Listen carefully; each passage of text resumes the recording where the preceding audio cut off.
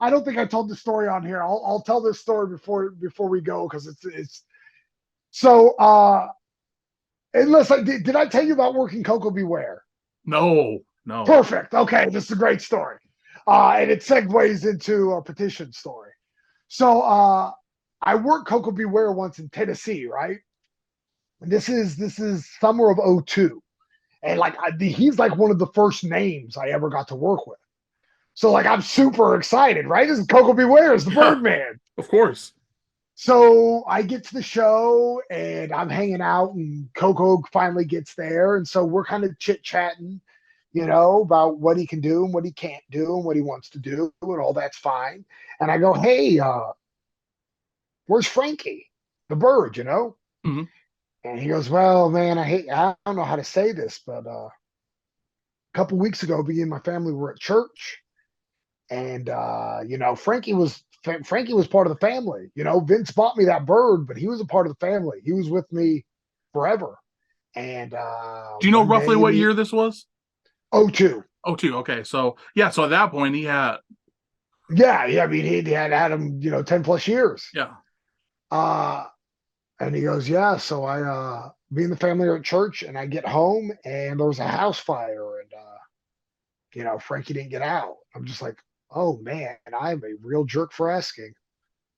Oof. I'm sorry. And he's like, I don't know. I mean, it's kind of out of our hands. He was a great bird, and I love him to death. Like, okay.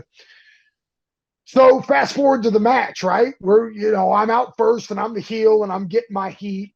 Coco Beware sucks. Old people suck. And Tennessee sucks. And then Birdman music hits, and out comes Coco, and he's doing the bird. I'm like, this is super cool.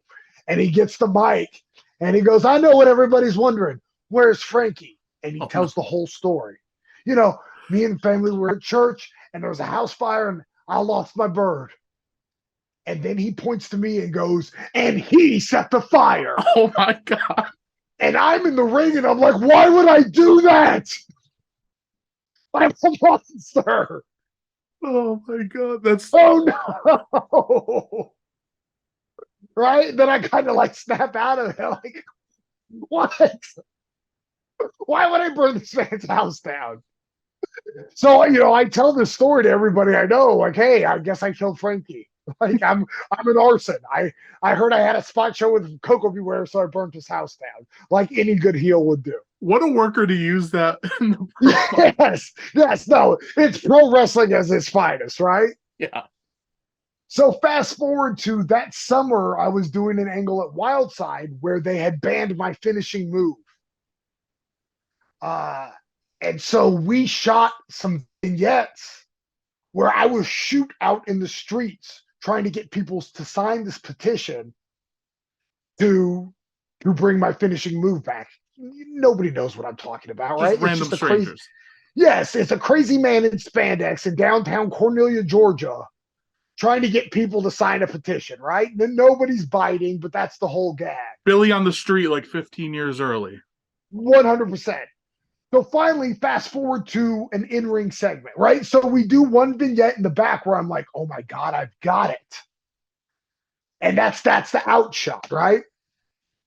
So fast forward to an in-ring, and this is where it gets good because it's me and Barons.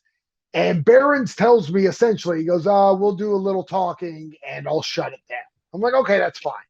What Barons didn't tell me is that he had, in fact, compiled a list of signatures that I did get, but they're all absurd signatures, right? And so, like, and I don't know if he did it to test me or just because he thought it was hilarious, but like he's throwing names at me and I'm just playing off it. But it's all names to pop me. He's like, Sal, I'm looking at this list here, and you got He-Man to sign? I'm like, yeah, he's got the power. And he goes, but two lines later, you got Skeletor. And I'm like, Bill, that's how important it is that I get this move back. You I can united bring them. both sides of the world together. Like, I can bring Eternia back to peace with with me getting my move back. Like, are you willing to risk that? And he's just like, and I see Akeem the African Dream on here. And it's like, of course you see it. Like, I love Akeem the African Dream. And it's all sorts of names like that, just stuff to pop me. And he goes, wait a minute. Nope. Now I can tell it's a sham. And I go, why's that? Hey, keep in mind, this is all improv. I don't know what's coming at me. Hmm. And he goes, up. You know what, Sal? I almost believed you. I mean, Randy Mulkey, Bill Mulkey, that sounds like something that you could have made happen. But you've got Frankie the Bird on this list. And I know Frankie the Bird didn't sign this because you killed him in a house fire. Oh my Lord, that's incredible. Damn it, you got me. You got me, Bill. Did you break? Because I feel like that would have. Yes. No. There's a genuine gigantic smile that comes across my face. Well, what am I to do? Like, it was total left field. Did not see it coming. That's an incredible story. And now we know to blame you for killing Frankie. Oh, yes. So yeah.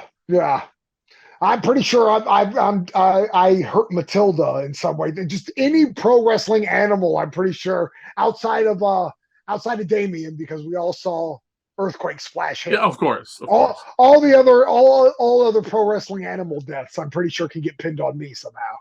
Didn't Jake, when he went Christian, didn't he change the name from Damien to something? Revelations. So maybe you killed Revelations. I killed Revelations. That's yep. That opens up a whole bag of worms, but yeah, it was a sacrifice for Father Mitchell. It's a thing I do. Don't worry about it, guys. It makes sense now. Yes, yeah, storytelling.